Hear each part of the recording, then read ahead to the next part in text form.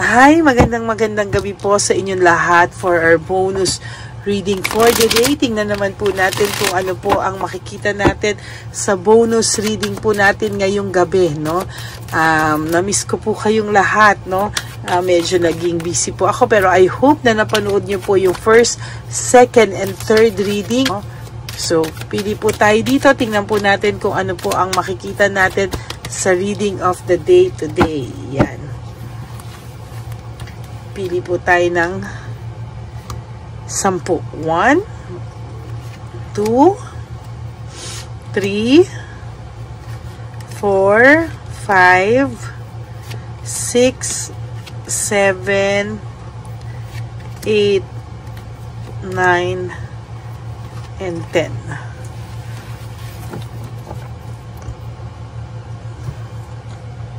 Pili naman po tayo dito ng 10.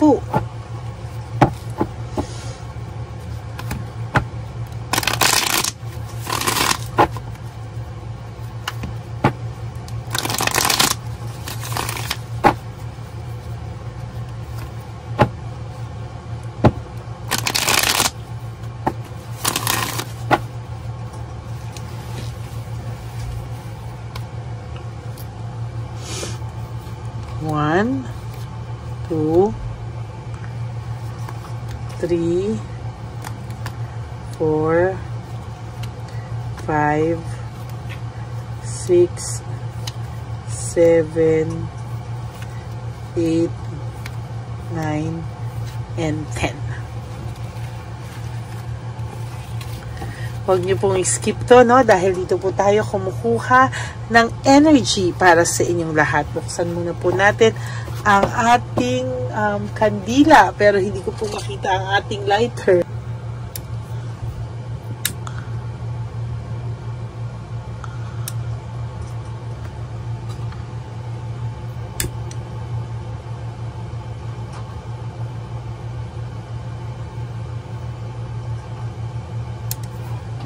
Okay.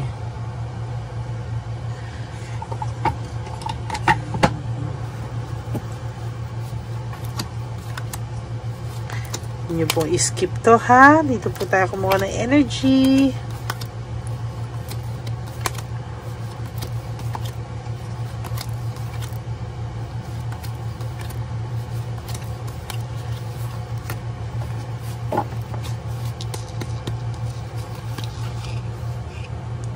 So, ikaw po ay talagang hardworking, no? Very responsible po sa lahat ng ginagawa mo, ng iyong actions, sa lahat po, no? Maybe sa work, maybe sa relationship. For you, relationship is hard work, no? Kaya po lahat po ay pinagpapaguran mo, lahat po ay talagang lahat ng suporta na pwede mo pong ibigay ay talagang ginagawa mo, no? Kaya lang po, imbis na ganyan ang ipalit sa'yo, no, nakuha pa po niyang baliwalain ka, no. Pero wag ka pong mag-alala because there will come a time makaka-recover ka na po, magkakaroon ka ng clarity and improvement sa buhay mo, no.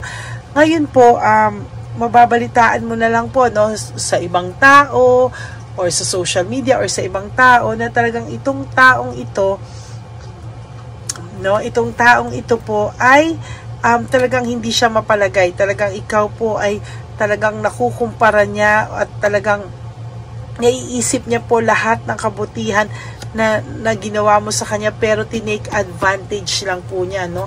Naisip niya po na lahat po ito sana daw ay pinalitan niya ng kabutihan at sana daw po ay pinalitan niya ng pagmamalasakit din at pagmamahal, no? Siya po ay talagang natukso, no? Natukso po siya at hindi niya po akalain na magagawa niya daw po ito sa'yo, no? Kung kailan po ngayon na parang okay ka na, tsaka talaga pong naramdaman niya po talaga yung bigat, no? Every day, no? Dala-dala niya po yung bigat ngayon.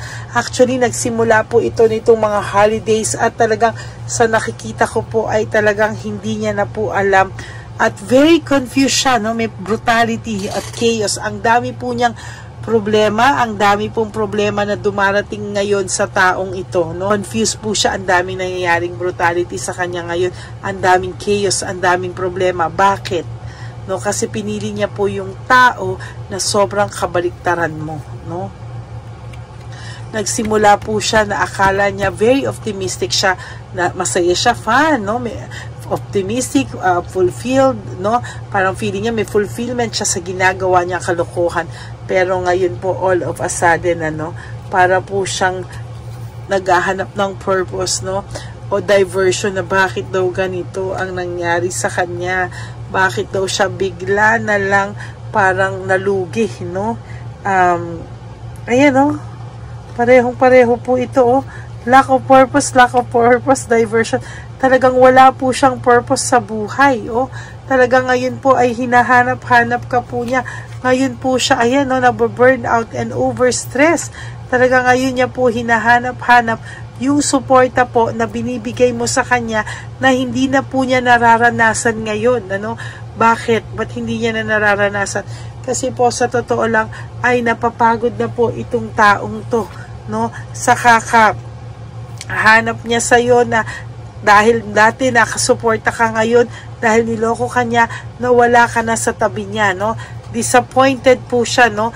At dahil sa disappointed talaga siya sa buhay niya ngayon, no? Sabi niya, immature pa rin daw siguro siya. Kung ano man ang age nito, sinasabi niya, hindi emotionally immature pa rin daw talaga siya, no? Talagang nakakaranas po siya ng exhausted po siya, fatigue siya, over fatigue. Talagang hirap na hirap po siya ngayon sa buhay niya dahil po sa mga maling desisyon na nagawa niya, na lahat po ng problema ngayon ay nagsusulputan sa kanya. Nagsusulputan po lahat ng problema niya at hindi niya po alam kung saan daw nanggagaling yun o nag-a-arise yung problema niya. Pero dahil po sa maling ginawa niya, ay talaga pong may exhausted and fatigue. Talagang nahirapan po ito, no? Dissatisfied din po siya and lack of inner joy. Siya po ay walang maramdaman na kasing saya ng naramdaman niya po nung kayong dalawa pa, no? Talagang ibang-iba po yung pakiramdam niya at talaga pong para siyang nasa ano ngayon, no, aligaga, para po siyang nakatulala lagi dahil naiisip niya po ano ang ginawa ko, na napakasaya daw niya, oh. There's inner happiness within him or her nung kayo pa. There's dream come true, fulfillment. Talagang napakasaya niya po nung kayo. Parang nasa perfect life na siya, although hindi po perfect, walang perfect na buhay, pero almost perfect yung inyong naging samahan, ano. Pero ngayon po, wala siyang kagana-gana sa lahat ng ginagawa niya ngayon because parang feeling niya work without result. Parang kahit anong gawin niya ay walang resulta. It will only bounce or backfire po sa kanya, no, sa mga maling nagawa niya. Para po siyang binabalikan at binabalikan at binabalikan. Ano? Gusto man po niya sa yung reach out, no? Pero mukhang wala rin daw po siyang mukhang ihaharap sa iyo, no? Talagang gusto niya po, no, medyo desperado po, desperada itong humarap sa iyo, pero parang nauunahan po siya ng pagkawalang mukha, no? Nauunahan po siya talaga na malungkot, no? Para na po siyang mabubaliw, no? Mental disease, para po ang iniisip po niya ngayon ay wala siyang fulfillment, no? Para po siyang nawalan ng kumpiyansa sa sarili niya at talaga pong ito po ay nawalan din ng self-confidence sa nangyari sa kanya, no? Para raw po siyang nagrebelde, no? Hindi niya naintindihan bakit siya parang nagrebelde. Bakit parang ang pakiramdam niya ay nasira siya nang hindi niya alam, no? Bakit daw para siyang nabuang, para siyang nasapian, no? Pero ngayon po ay naghahanap po siya ng rason. Talaga ngayon po siya gina-justify niya po yung kanyang pakiramdam, no? Ginusto niya po kasing maging free, oh. There's freedom, there's explore, no? Nag-explore po siya na hindi ka po niya sinama. Ginusto niyang maging malaya, na malayo sa'yo. Kaya ngayon po ayan ang nangyari sa kanya. Oh my God, oh. Parehong-pareho, no? Wala pa pong, today is Thursday, no? Not Friday, not Tuesday, pero pare-pareho po ang mga nabubunot ko, no, tabi-tabi pa po, no. And for your last card, very disorganized ang buhay nito. Talagang overwhelmed po siya, nawalan ng balanse ang buhay ng taong ito, kaya ngayon nga po siya, no. Sa dami ng problema po, wala siyang karamay, sa dami ng problema, mag-isa siya sa buhay. Kahit po sabihin mo ito ay may third party kayo, no, pero parang wala rin po, no, parang wala rin po. Bakit? Kasi kahit po may third party ito, para rin siyang nag-iisa. Wala rin pong pakialam yun at walang ginawa kung di mag-enjoy lang sa buhay. No? So, karma talaga niya po itong taong ito at sa nakikita ko po ay talagang hinahanap-hanap ka niya ngayon sa tabi niya na ngayon siya ay namumblema. So, that's it for your fourth and bonus reading for the day. I hope naka-resonate po kayo. And if you do, can you please give me a like and comment down below para po alam natin kung ano naman po ang inyong reaction, feelings dito sa ating reading, na bonus reading of the day. Okay? Magandang araw po at gabi sa inyong lahat. And for those of you po who would like to have a private reading with me, you can message me po at Ladyly Elena, that's Ladyly Elena. Nasa dulong-dulo po yan na ating video. Diyan nyo lang po ako makokontak. That's my only official and legit FB account. Ayan. And for those of you din po, no, na biktima o talagang mini-message ng fake na Lady Elena, wag po kayo magpauto. Bagkos yan po ay report nyo sa FB and Messenger na para hindi na po siya makasama sa 2025 at wala na po siyang ma-message sa atin kahit isa. Okay? Maraming salamat po sa inyo. Nandyan din po yan bago po yung official and legit kong FB at Messenger account. Nilabas ko rin po kung sino po yung i-report nyo. Okay? And to all my ever loyal, solid, and faithful Lady Elena family, I love you all from the bottom of my heart.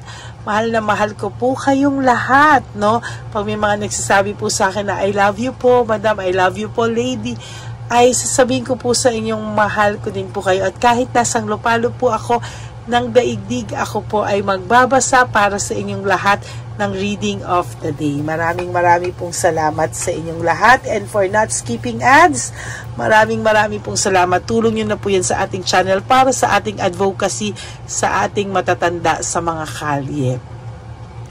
And for those of you who would like to give me a super thanks for this video, I would really appreciate that. Dahil tayo nga po ay nag-iipon na para sa ating One Love a Day ulit, no? Kaya maraming salamat po sa inyong lahat. And ang lagi ko pong bilin sa inyo is just to live one day at a time, no? Do 3 things that will make you happy for the day.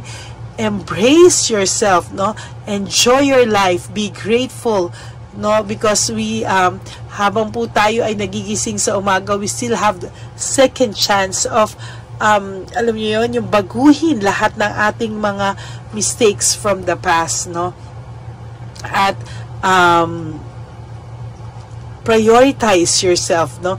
Hindi po masamang i-prioritize ang sarili natin, and mostly mahalin po natin ang sarili natin because self-love is still the best love of all, no? Bonus po pag meron tayong mga taong nagmahal sa atin, pero tayo po ang unang-unang dapat na nagmamahal sa sarili natin. Andyan po yung lahat, ibinigay nyo na po sa nagmamahal, na sa mahal nyo sa buhay, pero kayo ni isang gamit, hindi kayo makabili sa inyo. Pero pag siya ang humingi, kahit ipadala nyo na lahat ng laman ng pitaka nyo, diba? Ganyan kayo magmahal. Kaya dapat mahalin nyo rin po yung inyong mga sarili. Okay? And also, you have to always remember that life is really short. Don't make it shorter by stressing yourself from all the pains and heartaches na binigay sa inyo na kahapon. Just surrender everything to the divine universe and just let go and let God write your life and love story. I will be back po for another set of reading. Huwag po kayong malulungkot. Ako po ay magbabalik for our first reading of the day tomorrow, no? Tingnan po natin kung ano po ang makikita natin. Okay? Maraming salamat po sa inyong lahat and may God bless you all. Good night. Bye! Okay, update po, may nagpanggap pong subscriber natin na siya po ay magpapahula sa fake na Lady Elena, kaya ayan, hinihingan po siya ng $80 at ang cell po niya ay nabigay at nakuha. Ang pangalan niya po sa cell ay Julian Albert, no? Siya po ay may cell account din, kaya mag-iingat po kayo.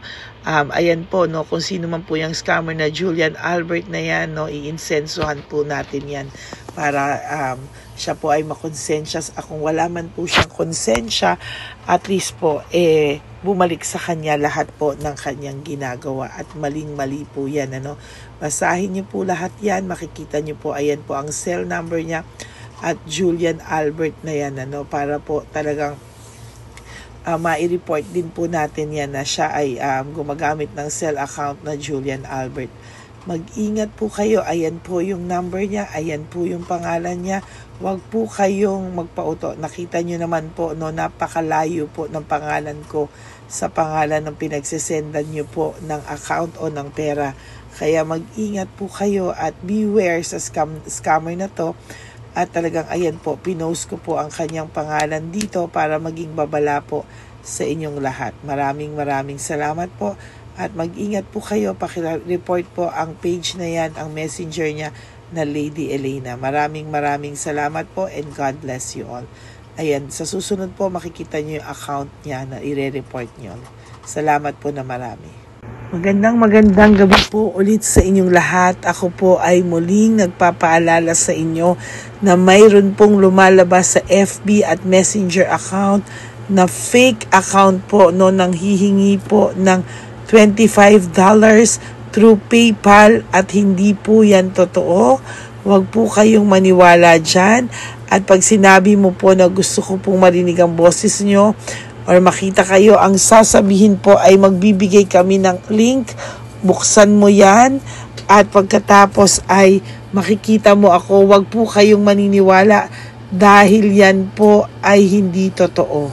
Yan po ay isang malaking scam na pag binuksan nyo po ay mahahack po lahat sa inyo. Mahahack po ang inyong mga personal details. Lahat ay mahahack. Ako po ay nalulungkot na ito po ay nangyari, ngunit sa talagang may mga tao pong masasama at may mga tao po talagang hindi makatiis na hindi gumawa ng masama sa ibang tao. Pero maging aware po sana kayo, tulungan nyo po ako, i-report po natin yung fake na yan at sa FB para siya po ay mawala na at wala na po siyang mabiktima pa, no? Nandyan po lahat ng details at maraming salamat po sa inyong lahat. Maraming salamat po sa inyong lahat at mag-iingat po kayo.